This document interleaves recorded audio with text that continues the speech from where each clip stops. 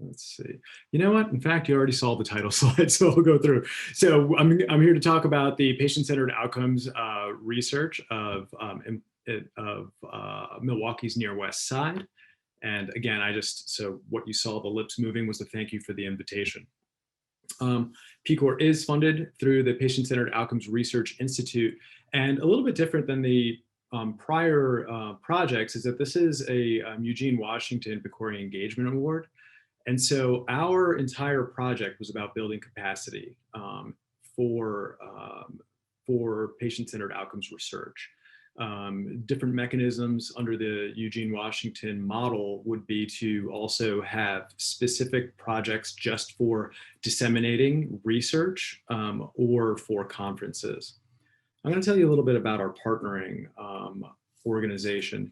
So we have partnered with the Near West Side Partners. The Near West Side Partners is a coalition founded by 5 anchor institutions in partnership with 7 neighborhood associations in the heart of Milwaukee. The Near West Side Partners, they joined Marquette University's Center for Peacemaking to create the Promoting Assets and Reducing Crime initiative in 2014. And they had really great success in terms of promoting economic development in this area and reducing crime. I joined the organization in 2017, and part of my orientation was actually the opportunity to take a trolley tour through the Near West Side with the director of the Near West Side Partners. And at the end of the trolley tour, I said, well, have you ever considered health as an economic driver?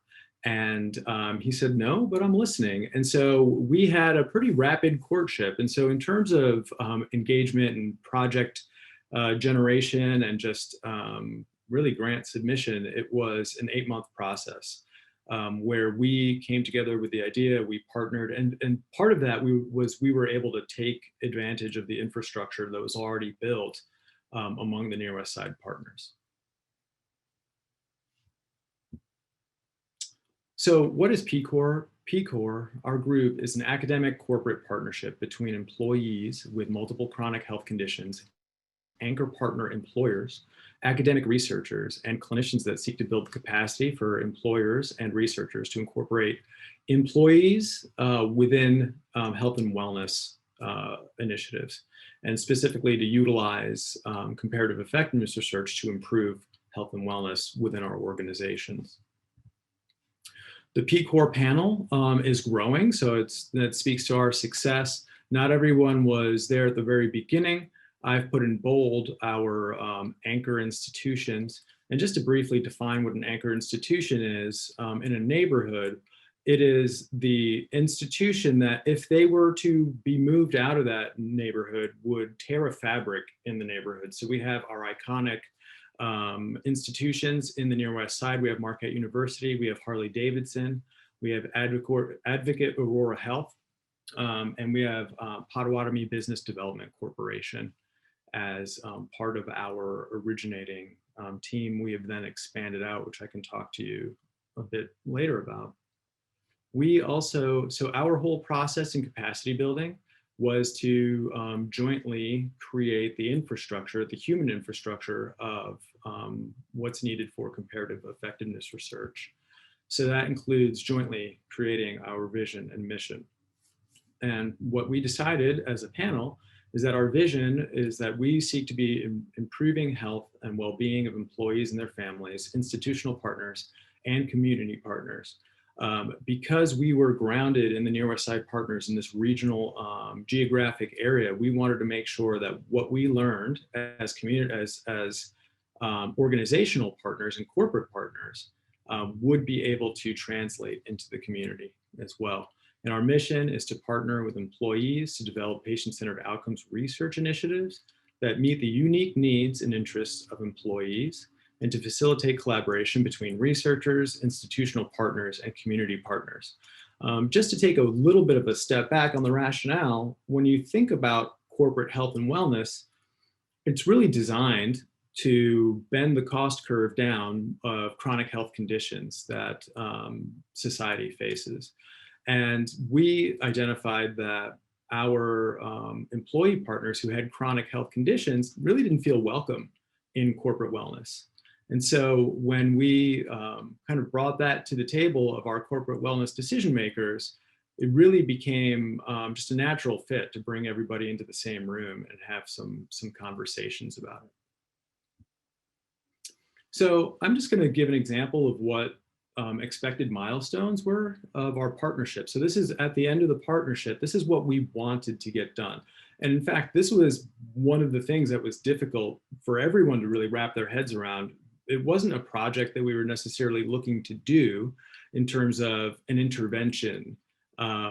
It was capacity building. So we were looking at these following milestones: employees and anchor representatives. And by anchor representatives, I mean individuals involved in as directors of wellness.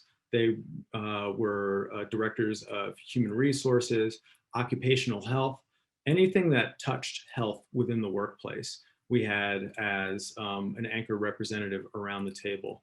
So we wanted them to be able to gain confidence in being able to speak to researchers and clinicians, to learn to verbalize their experience and their own condition and experiences, and to learn specifically about how to utilize PCOR, so patient-centered outcomes research and comparative effectiveness research, and create PCORI projects that are relevant to the workplace setting. Researchers and clinicians, we were hoping would gain the capacity to design patient-centered research questions and to draw on the experiences of employees, stakeholders, and anchor representatives. The PCOR panel as a whole, we were hoping would engage with patient-centered outcomes research and champion unique experiences of employees in the workplace environment to external researchers. In addition, to be a sustainable and translatable model for incorporating the voice of employee stakeholders and anchor representatives. So in addition to the co-developed mission and vision, we also co-developed roles and responsibilities, documents, communication plans, and we've jointly authored reports to our funders, because it was very interesting to us. Our corporate members really resonated with having a contractual deliverable. They liked the language around really the difference between, it wasn't a grant, it's a contract with these deliverables that had expectations. And when we shared that with them, the light bulb went off and they were just like, oh my God, yeah, I understand about contracts and meeting them and having, deliverables. It elevated the importance with our corporate stakeholders. We also, in our design, used a blended model of capacity building, where we actually worked with the anchor representatives in their internal roles of pilot testing. So it's quite common for someone in health and wellness, someone in human resources, to create pilot tests within their own organization. And so we had a lot of capacity building around research methods to help support their own internal resources. And we looked to have them to serve as champions for PCOR within the workplace. I briefly just wanted to add the type of topics that we covered. We looked at what is PCOR. We used a strengths-based approach to look at gaps. We used appreciative inquiry. We reviewed conceptual models and their utility. We talked about comparative effectiveness research, and we had everyone around the table create PICO questions, which was a really great exercise. We discussed specifically behavioral strategies for employee health, as we started to learn that that was a large priority for funders, I shouldn't say funders, excuse me, for our anchor partners. And because they commonly utilize pilot studies and feasibility studies, we talked about different approaches with that as well. By the time we got to our 8th meeting, between all of our interactions, we really started to realize that our corporate partners were facing what they saw was a mental health crisis with their with their employees. We had one partner who said in the past month, they lost an employee to an overdose in the parking lot and another one to suicide. And when that signal started coming off, we had a lot of one-on-one meetings with our stakeholders that were pre-designed. And I brought up this anecdote, and they all said, "Oh yeah, actually we've had a similar experience, or over the past year, we had so many people lost to suicide." And we started to really coalesce around a mental health resiliency model that we could apply across all of our organizations. And we specifically had a time where we can meet together with P-Core researchers to talk about what they could add based on what they now better understand in terms of what the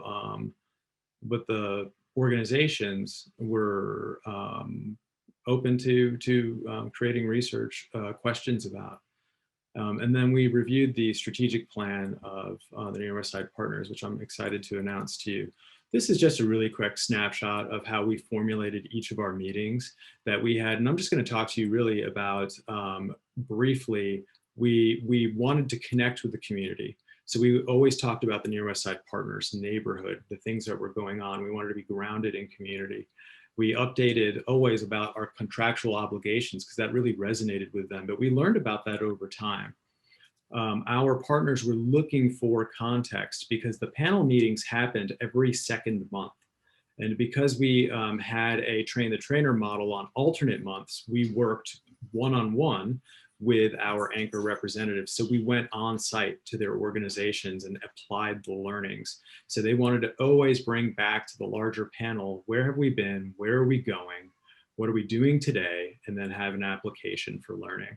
And really briefly, I want to talk about our lessons learned is really, it took a little bit of time to respect the pace of engagement for each individual stakeholder. I really enjoyed how Dr. Leland discussed the stages of engagement in a way that didn't necessarily place a value judgment on input versus co-construction. And what we, there's a fair amount of literature that does that. It's not true engagement if it's just input. And so the leadership team was really motivated to get more and more co-construction, but when the trust wasn't there, it felt to our stakeholders that we were pushing off our work onto them. And so, engagement really does move at the speed of trust. And that was a big lesson learned. Building capacity for meaningful engagement is truly practicing organizational behavior change, at least when it happened with us and our corporate stakeholders. So all change is hard. We need to recognize that. I'm putting my motivational interviewing hat on, right? And so I think if we can just affirm that and realize that there may be some resistance to change in general because everyone has a full-time job and it's a hard thing to do, right? And it's hard to move from status quo. And so we know that in some respects, just being in the room is a short-term pain. And so what we have to do is take on some of the leadership skills of storytelling and talking about the long-term gain that is going to be associated with continuing to be in the room and build the trust.